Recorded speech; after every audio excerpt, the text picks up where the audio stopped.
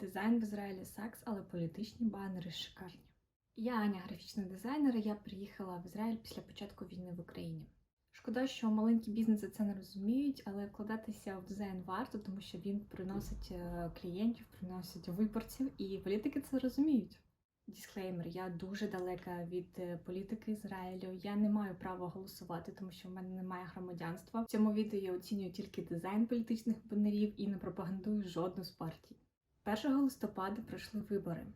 Це четверті вибори за останні 6 років. Люди обклеюють будинки прямо як в Америці. Транспорт цей день безкоштовний по всій країні.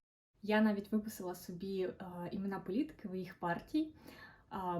Такі найпопулярніші: Бенджамін Нетаньяху, його називають Бібі, Бенні Ганс, Яїр Лапід, Ліберман, Смотрич, ну і так далі.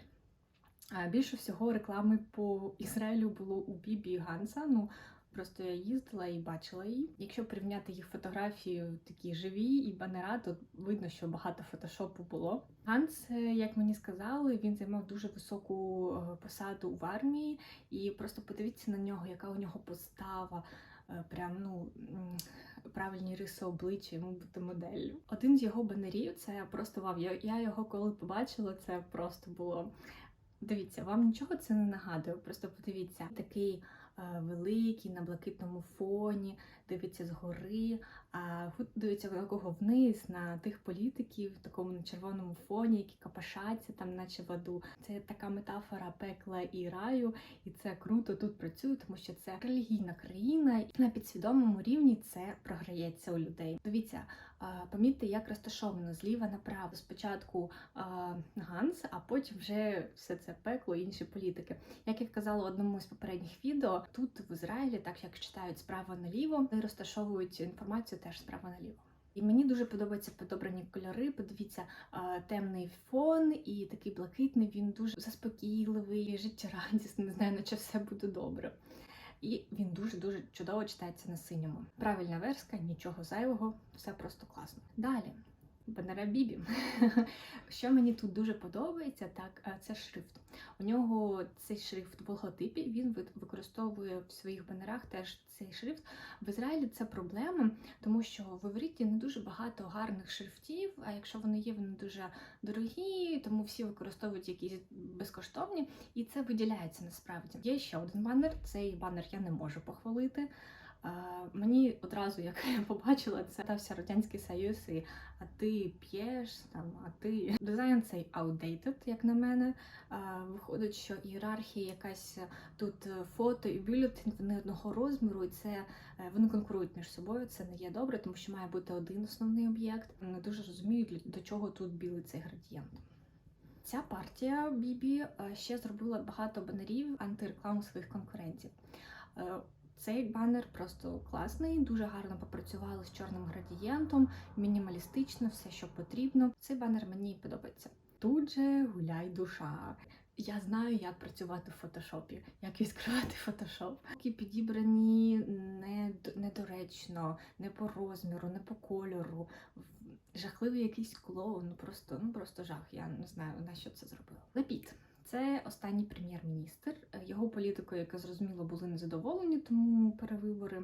Дизайн в нього дуже такий простий, мінімалістичний. Він мені нагадує цих європейських політиків. Не знаю чому. Є акцент. Мені подобається його дизайн. Ліберман. Проросійський політик, я його вже ненавиджу всією душею. Я бачила де-інде, знайшла один в інтернеті про дизайн. Мені подобається, що ця червона крапочка і краватка, вони так грають між собою. Прапор з крапок там на задньому фоні, він виглядає якось не дуже тут, тому що це більше про технології якісь, а не про вибори. І ще мені не подобається тут синій підібраний, той, що на плашці. Пам'ятаєте, у Ганса, який був блакитний, як він гарно виглядав на синьому фоні, і як виглядає тут? Гарний підбір, але вертка гарна, все збалансовано. До речі, помітили, що вже 4 політики ми подивилися, і вони всі використовують блакитний колір у своїх дизайнах. По-перше, це звичайно, тому що прапор Ізраїлю блакитний, вибори, це країна, все це пов'язано. І ще блакитний, як собі по характеристиці, можна характеризувати як дуже спокійний, впевнений в майбутньому. У нього є характер. Ще одна партія радикальні праві. Основний тут текст по вазі, що не дуже добре виглядає. Вухо у кандидата обрізали.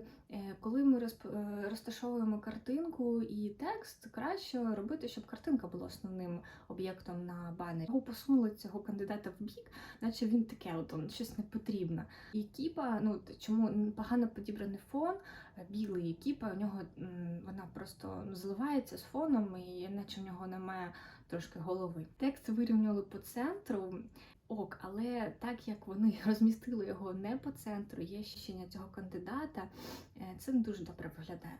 Плюс внизу входить така дірочка.